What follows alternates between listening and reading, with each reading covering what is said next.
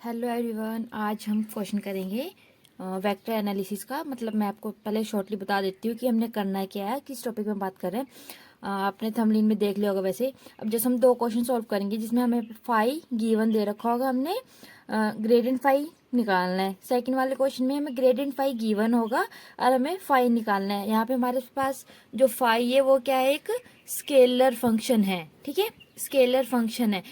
ये दो क्वेश्चन करने से पहले हम पहले ग्रेडियंट के बारे में हमें पता होना चाहिए भी क्या होता है। वैसे आपको पता होगा बट एक बार मैं बेसिकली बता देती हूँ भी होता है क्या है। जो ग्रेडियंट है, सबसे पहले हमें एक डेल ऑपरेटर के बारे में पता होना चाहिए क्या होता है। जो ये होता है, ये इसकी डेफिनेशन है। इसको हम लिखते कैसे, ऐसे i cap curl by curl x plus j cap curl by curl y plus k cap curl by curl z. ठीक है, और जो हमारे पास स्केलर जैसे कि हम ले लेते हैं, जैसे हम लेट कर लेते हैं, let phi x y z, ये हम एक स्केलर फंक्शन ले लेते हैं। ठीक है, स्केलर फंक्शन।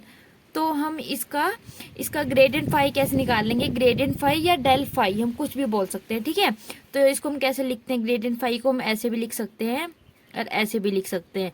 ठीक है, ग्रेडियंट फाई। तो ये कैसे निकलता है, सबसे पहले तो डेल ऑपरेटर पूरा लिखेंगे हम। डेल ऑपरेटर पूरा क्या आएगा यहाँ पे, i cap curl by curl x plus j cap curl by curl y plus k cap curl curl by curl z, bracket बंद। और ये फाई, फाई हमारा स्केलर फंक्शन है। ठीक है, तो फाई एक बार इसके साथ मल्टीप्लाई होगा, एक बार इसके साथ, एक इसके बाद। ये स्केलर फंक्शन है तो इसमें डायरेक्शन नहीं होगी। स्केलर और वेक्टर फंक्शन तो हमें पता है, स्केलर में डायरेक्शन नहीं होती, वेक्टर में डायरेक्शन होती है।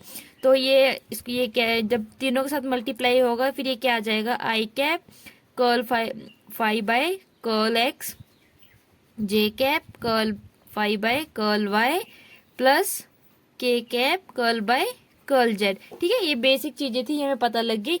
अब हम फर्स्ट क्वेश्चन करते हैं। हमारे पास फर्स्ट क्वेश्चन क्या है, देखते हैं।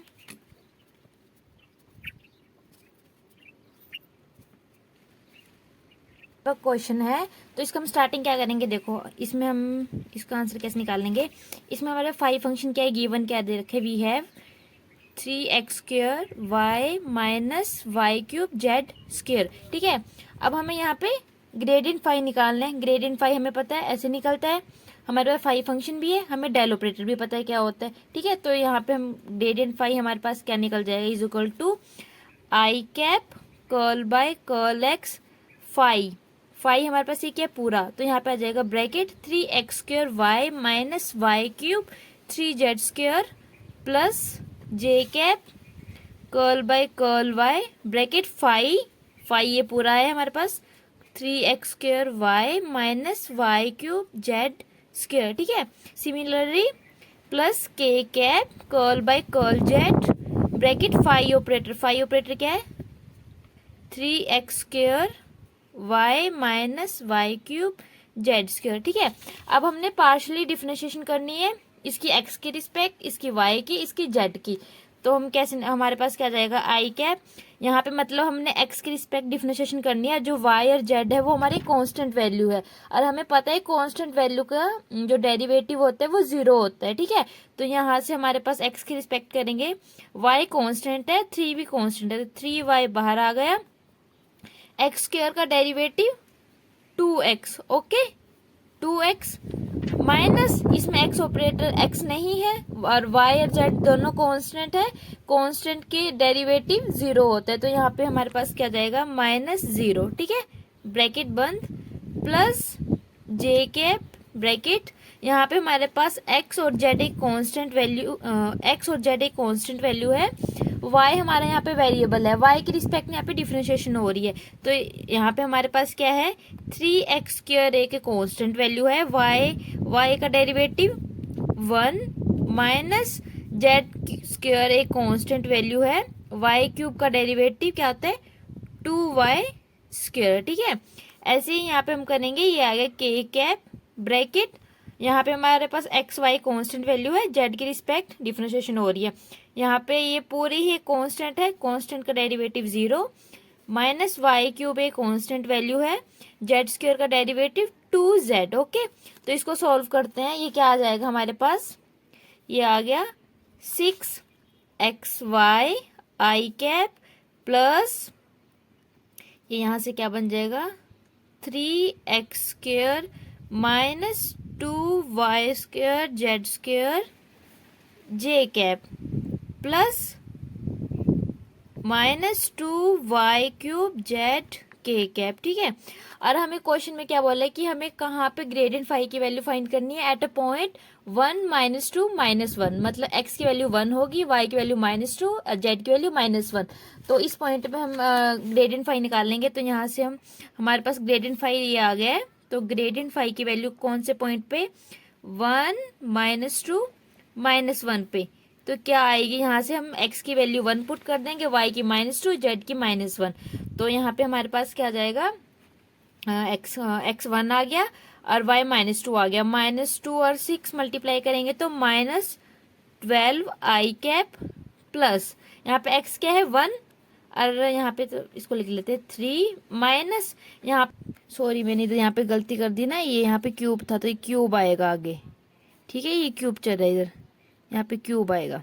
हाँ, तो इधर मैंने जब यहाँ पे x की वैल्यू 1 पुट की, यहाँ पे y की -2² -2 का स्क्वायर क्या आएगा 4 4 3 ज़ा 12, ठीक है, और -1 का स्क्वायर 1, तो यहाँ पे जाएगा 12 j माइनस माइनस में बाहर ले लेती हूँ 2y³ मतलब -2 का क्यूब और -1 k। तो यहाँ से हमारे पास फाइनल आंसर क्या आ गया -12i -9j -16 k। ये आ गया हमारा फाइनल आंसर। देखो सबसे पहले हमने ग्रेडियंट फाइव फाइंड किया, उसके बाद हमें एक पॉइंट दे रखा था और उस पे बोला कि इस पॉइंट पे हमें ग्रेडियंट फाइव की वैल्यू पुट करो, फाइंड करो। तो सबसे पहले हमने ग्रेडियंट फाइव निकाला, ये निकाला, उसके बाद हमने पॉइंट्स की वैल्यू पुट कर दी, ये हमारा आंसर आ गया। सेकंड पे हमने क्या करना था कि हमें कि ग्रेडियंट फाइव दे रखा होगा और फाइव की वैल्यू फाइंड करनी है। फर्स्ट वाला तो मैंने सॉल्व कर दिया कि फाइव गिवन है, ग्रेडियंट फाइव निकालना है, ठीक है, यहाँ पे फाइव गिवन था, ग्रेडियंट फाइव निकालना था। अब ये सेकंड वाला क्वेश्चन करते हैं। सेकंड क्वेश्चन क्या है देखते हैं।